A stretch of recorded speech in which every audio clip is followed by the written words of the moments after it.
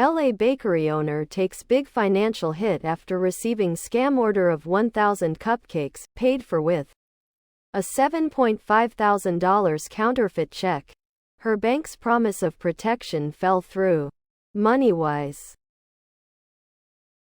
When Gloria Stern's bakery received a $7,500 order, she thought it was a big win. But it turned into a costly scam. Learn how check fraud happens and the steps you can take to protect your small business. Below are your comments. Instead of protection, bank can easily close your account as well. You go to bank to verify the check, they assure you that everything is good, you lose $7,500 in FINA. LLY your account is closed, causing significant inconvenience. That's happened to me with Bank of A. Almost 10 years ago. Instead of taking the check to your bank, cash it at the issuing bank. 00. They can verify the account, ensure that the check is genuine and confirm that there are sufficient funds in the account, not necessarily in the event the check was made payable to the business entity. 00. The check would need to be deposited no matter what. The issuing bank could verify the funds and the legitimacy though. That may have saved her the headache. Also, if her bank gave her advice that the check was good if funds were collected and wouldn't come back, that's bad advice.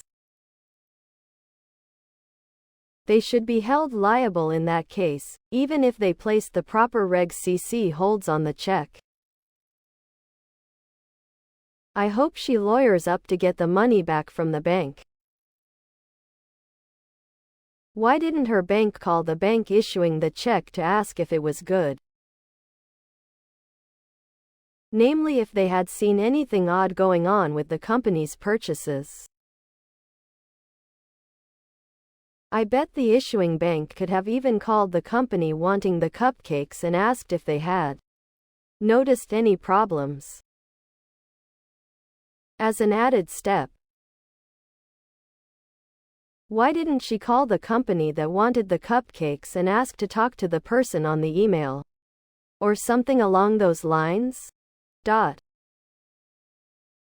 Years ago, a guy comes in and wants to buy $3,000 worth of merchandise. He has a large stack of a well-known, local company's payroll checks. I'm not buying it. We have a discussion. I'm still not buying it. I make note of his license plate and call an officer I work with. The guy's out of Houston.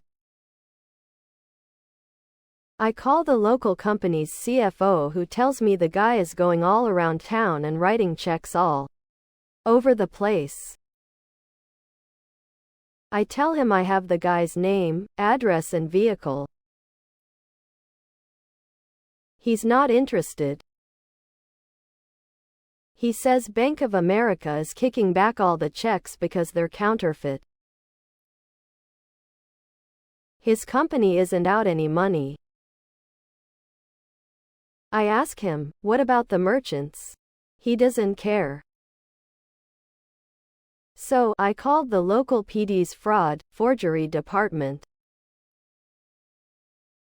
and speak with a detective. He asks me if I'm out any money?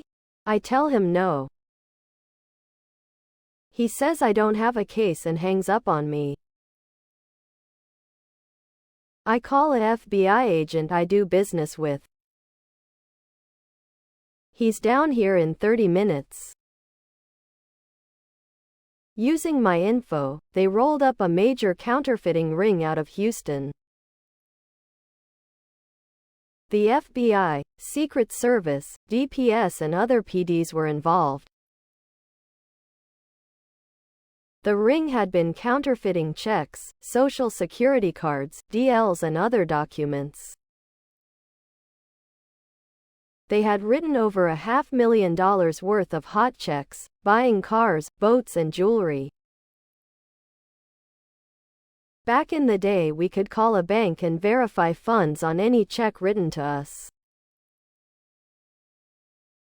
Flags that could be read are important, so while she did some due diligence, the originating bank was T. He best source, not a teller at her bank. As to this, left Stern feeling disheartened that someone would try to scam small businesses. If thieves had a conscience, moral compass, they wouldn't be thieves.